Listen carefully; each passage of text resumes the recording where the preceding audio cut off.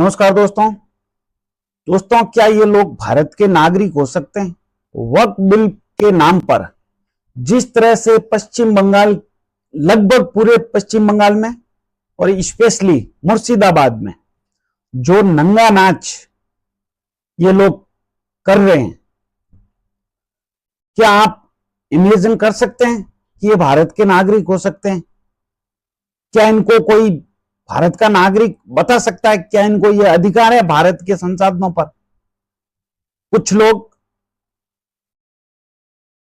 हिंदुस्तान के संसाधनों पर पहला हक इन आतंकवादी जिहादियों का बोल रहे थे। क्या ज्यादातर आपने सुना होगा कि 1, 2, 4, 5, 10% मुस्लिम ऐसे होते हैं, बाकी सब अच्छे होते हैं।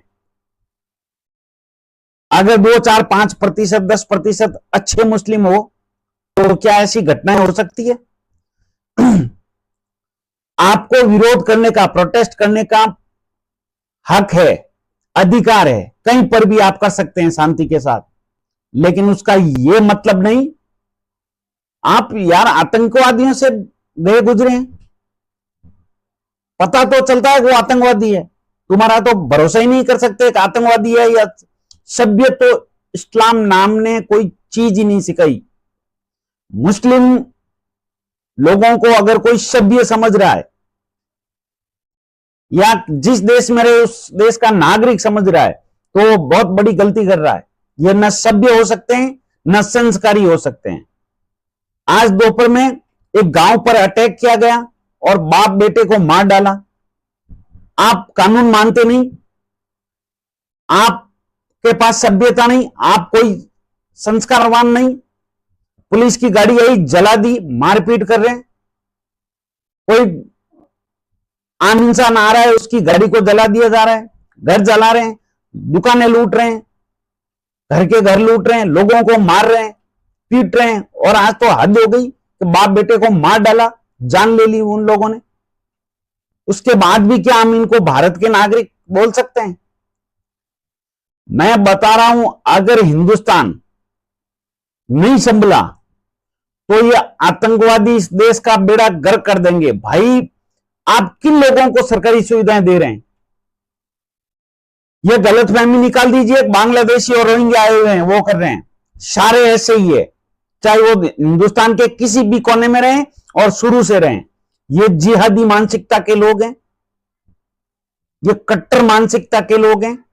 ये दूसरे लोगों को जीने का, कहीं जी रहे हैं अदर धर्म के लोग 57 कंट्री में, जहां ये बहुसंख्यक है, चाहे वो कंट्री छोड़िए मौला भी क्यों ना हो। क्या अपनी आजादी के साथ वो जी रहे हैं? ये लोग जीने देते हैं, भगा डालते हैं मोहल्ले से। बहुत से लोगों को गलतफहमी है, 5-10% ऐसे होते हैं, कट्टर होते हैं। अगर 5-10% कट्टर होते हैं ना, तो मैं फिर से कह रहा हूं, कश्मीर साफ नहीं होता। एक आप पड़ोसी नहीं भगा सकते 5-10% लोग मोहल्ले से। इस देश में इनकी पॉपुलेशन जिस बेताशा के साथ बढ़ रही है, और क्यों ना बढ़े भाई, इनको मकान चाहिए, सरकार दे रही है, और एक मकान दे रही है, ये 10 पीछे पैदा कर रहे हैं। किस किस को मकान देंगे आप? मकान दे रही, खाने को राशन चाहिए, अनाज चाहिए, अनाज दे रही राशन के रूप में। हेल्थ के लिए दवाइयां चाहिए, फ्री इलाज है इनका। रहने के लिए मकान चाहिए, मिल रहा है। खाने के लिए अनाज मिल रहा है, और पकाने के लिए गैस कनेक्शन मिल रहा है। फिर ये क्यों ना पॉपुलेशन बढ़ाए? 10-10 पैदा करते हैं, 500-500 में मजदूरियां करवाते हैं इनको। बस देखिए, ना इनको पढ़ना है, ना इनको लिखना है, ना इनको समझदार बनना है। आप सोच रहे हो कि पढ़ा लिखा भी जब आतंकवादी बने, इंजीनियर डॉक्टर लोग आतंकवादी बने, तो कैसे आप किसी से उम्मीद कर सकते हैं? इनको तुरंत सरकारी मदद देना बंद कीजिए। मकान वगैरह कुछ नहीं, अनाज भी नहीं। जितना इनको फ्री में दोगे, ये देश को जलाएंगे। ये लोग इस देश पे भार है, इस देश का बेड़ा गर्क करने का ये काम करते हैं। देश की तरक्की में 1% भी इस कम्युनिटी का हाथ नहीं है। जहां भी, जिस भी देश में रहे, उस देश में बर्बाद करने में इनका सर्वाधिक योगदान होता है, इवन 100% होता है। तरक्की में 1% भी नहीं होता है। यार किसी की जान ले रहे हो आप वक्फ बिल के नाम पर। क्यों चाहिए आपको वक्फ बिल? किसी की प्रॉपर्टी पे जबरदस्ती कब्जा करने का अधिकार क्यों चाहिए?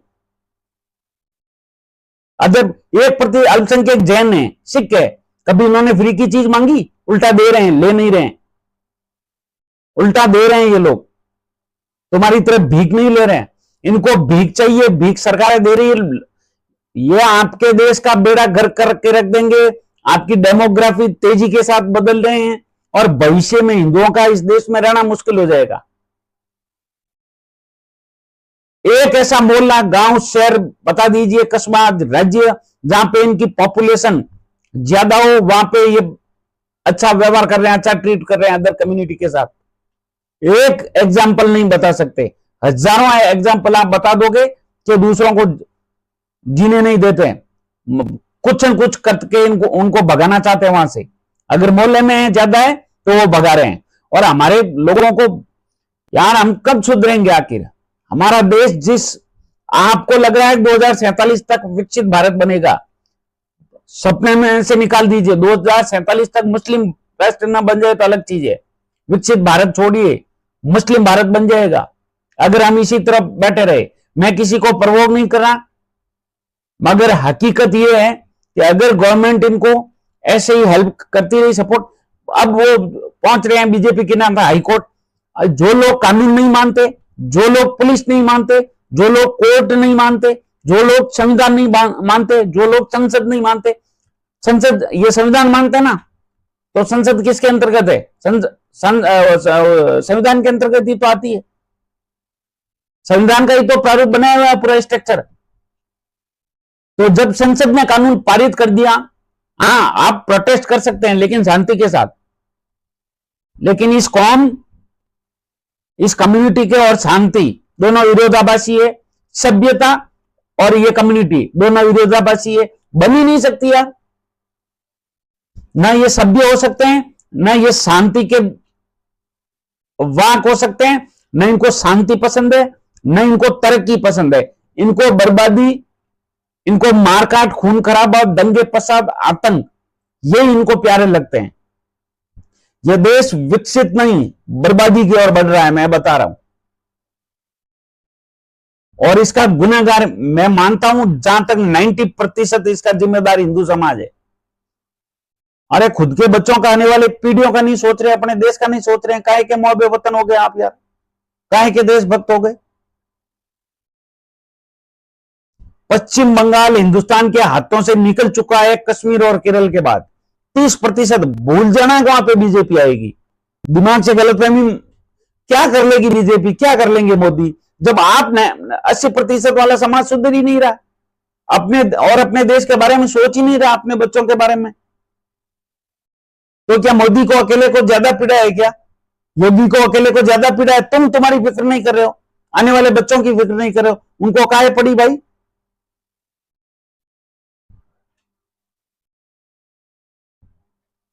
ये मैं बता रहा हूं, इस देश का बेड़ा गर्क कर देंगे।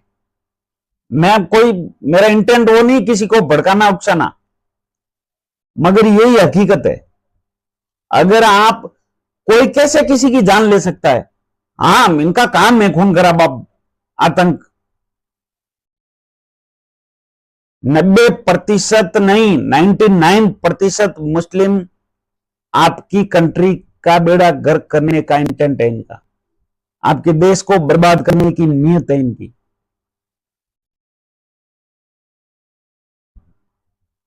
हक्के बके यार आप। और लोग बोल रहे हैं कि आप उस हनुमान जयंती पे बजरंग यात्रा नहीं निकाल सकते, हनुमान शोभा यात्रा नहीं, क्यों नहीं निकाले? कहां निकाले? अगर हिंदुस्तान, चाहे पश्चिम बंगाल हो, वो कोई हो, हिंदुस्तान में नहीं निकालेंगे तो कहां निकालेंगे? क्यों 2000 आदमी मर्जी आयुक्त में शामिल हो? आप अगर, यार हद होती है कि आप, माहौल बिगड़ जाएगा इसलिए शोभा यात्रा ना निकाले, ज्यादा आदमी शामिल ना, फिर कल तो ये और ज्यादा हो जाएंगे, फिर बोलेंगे निकालना ही नहीं। फिर मैं बता रहा हूं 30% मुस्लिम है पश्चिम बंगाल में, और आप मान के चलिए 10% ज्यादा है, लेकिन 10% गद्दार तो हिंदू भी है। 40% वोट लाने वाला ठोक के सीएम बनेगा, और ममता कभी हटने वाली नहीं है। 30% तो लीगल है, इनलीगल कितने हैं जो बंगाल रोहिंग्या वगैरह आए हुए बांग्लादेशी, 2-4% तो वही होंगे। ये तो ऐसे लाके बसा रहे हैं और डॉक्यूमेंट बना रहे हैं।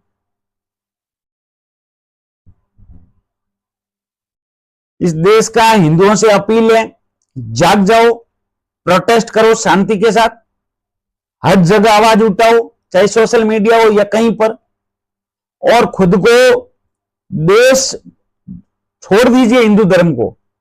अगर इस देश को बचाना है तो आप नेक्स्ट गवर्नमेंट को इतना यकीन दिला दीजिए कि कुछ भी हो जाए वोट हमारा इस गवर्नमेंट को मिलेगा। गारंटी के साथ कहता हूं सारी समस्याएं सॉल्व हो जाएगी। ये जिस तरह से पैदा कर रहे हैं, क्या हमारी हिंदुओं की भीड़ हो, क्या आप कल्पना कर सकते हैं? हो सकता है ऐसा कि किसी को मार डालें? कभी नहीं होगा। लेकिन ये लोग, आप दिमाग खराब हो जाए अगर वीडियो देख ले पश्चिम बंगाल के, तो कोई भी आ गया है, पुलिस जीप आई, कुछ भी, इवन ये छोड़ नहीं रहे, ये जला रहे हैं, पीट रहे हैं लोगों को, पुलिस को पीट रहे हैं। और ममता बनर्जी का एक वो मिनिस्टर नेता, उसने बोला वो ला रहे हैं उल्टे, तृणमूल वाले उकसा रहे हैं, प्रवोक कर रहे हैं। उसने धमकी दी कि मैं पूरा कोलकाता जाम कर दूंगा, ब्लॉक कर दूंगा, लाखों की, 5 लाख की भीड़ ला सकता हूं, ये कर सकता हूं, वो कर सकता हूं। ये तो चाहते हैं कैसा हो, और ये पता नहीं कौन करवा चाहे कोई रहा है, लेकिन ये कर कैसे सकते हैं? किसी की जान कैसे ले सकते हैं? इस देश के अगर खुद को निवासी कहते हैं तो देश की व्यवस्थाओं को ये कैसे जला रहे, कैसे सार्वजनिक प्रॉपर्टी जला रहे, लोगों की प्रॉपर्टियां जला रहे, कैसे लूट रहे? कोई सभ्य नागरिक कर सकता है ऐसा? इसीलिए कह रहा हूं, इनसे सभ्यता की, शांति की उम्मीद मत करना। अगर करोगे तो आपसे बड़ा कोई मूर्ख नहीं है। गवर्नमेंट एक्शन ले, और क्या कर लोगे इन लोगों का? ये तो ऐसे बढ़ रहे हैं जैसे कुछ बोल दूंगा मैं। इनकी सारी सरकारी सुविधाएं रोके। अगर कोई मेरा वीडियो देखे तो हर जगह आवाज उठाओ, जनसंख्या नियंत्रण बिल पहली जरूरत है इस देश की, बाकी सब बाद में। पहली जरूरत, और सख्त जरूरत। कैसे ना माने जनसंख्या नियंत्रण कानून? 2 से तीसरा पैदा करते ही लाखों का जुर्माना ठोको, प्रॉपर्टियां जब्त करो।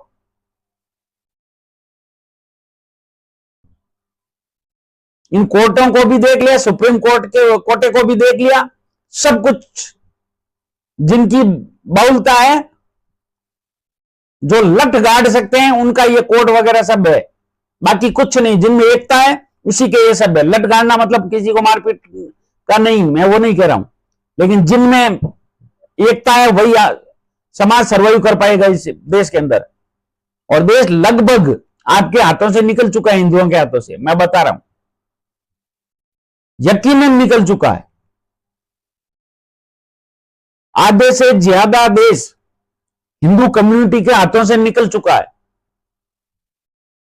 आपकी डेमोग्राफी बहुत तेजी के साथ बदल रही है। और ऐसा ना हो कि कोई समुद्र में जाके या कोई कहीं, शुक्र मनाओ मोदी आ गया, इसलिए नहीं आया, हिंदुओं की एकता थी। हिंदुओं की एकता होती तो राम मंदिर बनने के बाद 240 नहीं आते। मैं किसी पार्टी का प्रमोशन नहीं कर रहा हूं, लेकिन जो इस देश हित को, सनातन हित को प्रथम रखेगा, बिल्कुल साथ देंगे, सीना ठोक के देंगे। यार बंगाली, मेरे समझ नहीं आ रहा ऐसी पार्टी को बंगाली वोट क्यों देते हैं जो खुद के ही जान के दुश्मन बने। आप अगर ममता बनर्जी की पार्टी के वोटर हो, वोट दे रहे हो, और अगर उस भीड़ के सामने आप आगे, तो ये नहीं देखेंगे ममता दीदी की पार्टी को वोटर है, वो आपको देखेंगे कि आप हिंदू हैं, मारो, ये देखेंगे वो। अगर वीडियो अच्छा लगा हो तो प्लीज सब्सक्राइब जरूर करें। दिमाग खराब हो गया यार वीडियो देख के।